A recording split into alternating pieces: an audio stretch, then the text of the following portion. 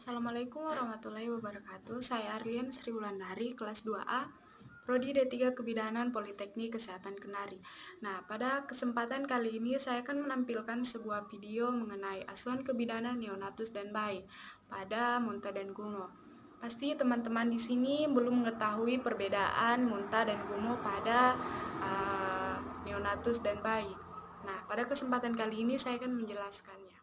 Baiklah, di sini saya akan menjelaskan muntah dan gumoh. Yang pertama yaitu muntah. Adapun definisinya yaitu muntah adalah keluarnya kembali sebagian besar atau seluruh isi lambung yang terjadi secara paksa melalui mulut, disertai dengan kontraksi lambung dan abdomen. Etiologi: muntah disebabkan karena adanya faktor fisiologis seperti kelainan kongenital dan infeksi. Selain itu, muntah juga disebabkan oleh gangguan psikologi seperti keadaan tertekan atau cemas, terutama pada anak yang lebih besar. Patofisiologi: muntah merupakan respon refleks simpatis terhadap berbagai rangsangan yang melibatkan berbagai aktivitas otot perut dan pernafasan. Proses muntah dibagi menjadi 3: nausea atau mual, retching atau muntah, emesis atau ekspulsi. Tanda dan gejala: muntah terjadi beberapa jam setelah keluarnya lendir yang kadang disertai dengan sedikit darah. Muntah yang terjadi pada hari-hari pertama kelahiran dalam jumlah banyak, tidak secara proyektif, tidak berwarna hijau, dan cenderung menetap. Biasanya terjadi sebagai akibat dari obstruksi usus halus. Muntah yang terjadi secara proyektil dan tidak berwarna kehijauan merupakan tanda adanya stenosis pylorus, peningkatan tekanan intrakranial, dan alergi susu. Muntah yang terjadi pada anak yang tampak sehat karena teknik pemberian makanan yang salah atau pada faktor psikososial.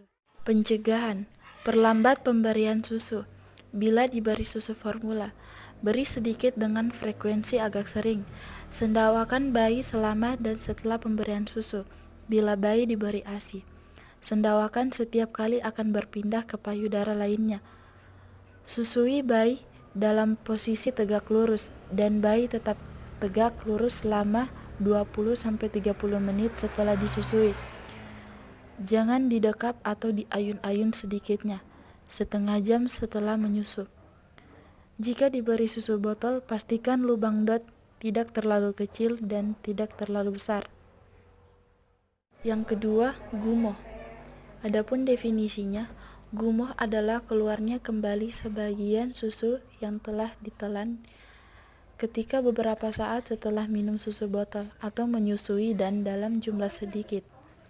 Etiologi: anak atau bayi yang sudah kenyang, posisi anak atau bayi yang salah saat menyusui akibat udara masuk ke dalam lambung, terburu-buru atau tergesa-gesa dalam menghisap, kegagalan mengeluarkan udara, ASI atau susu yang diberikan melebihi kapasitas lambung, posisi menyusui, pemakaian bentuk dot, klip penutup lambung belum berfungsi sempurna, fungsi pencernaan bayi dengan peristaltik atau gelombang kontraksi pada dinding lambung dan usus. Untuk makanan dapat masuk dari saluran pencernaan ke usus, masih belum sempurna, terlalu aktif. Patofisiologi: biasanya bayi mengalami gumoh setelah diberi makan. Selain karena pemakaian gurita dan posisi saat menyusui, juga karena ia ditidurkan terlentang setelah diberi makan. Cairan yang masuk di tubuh bayi akan mencari posisi yang paling rendah.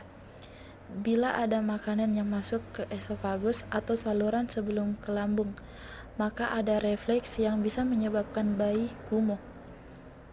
Tanda dan gejala: mengeluarkan kembali susu saat diberikan minum. Gumoh yang normal terjadi kurang dari 4 kali sehari. Tidak sampai mengganggu pertumbuhan berat badan bayi. Bayi tidak menolak minum. Pencegahan: perbaiki teknik menyusui. Cara menyusui yang benar adalah mulut bayi menempel pada sebagian areola dan dagu payudara ibu. Berikan ASI saja sampai 6 bulan atau ASI eksklusif. Pemberian makanan tambahan di bawah 6 bulan memperbesar risiko alergi, diare, obesitas, serta mulut dan lidah bayi masih dirancang untuk menghisap bukan menelan makanan. Beri bayi ASI sedikit-sedikit tetapi sering, minimal 2 jam sekali, jangan langsung banyak. Jangan memakaikan gurita terlalu ketat.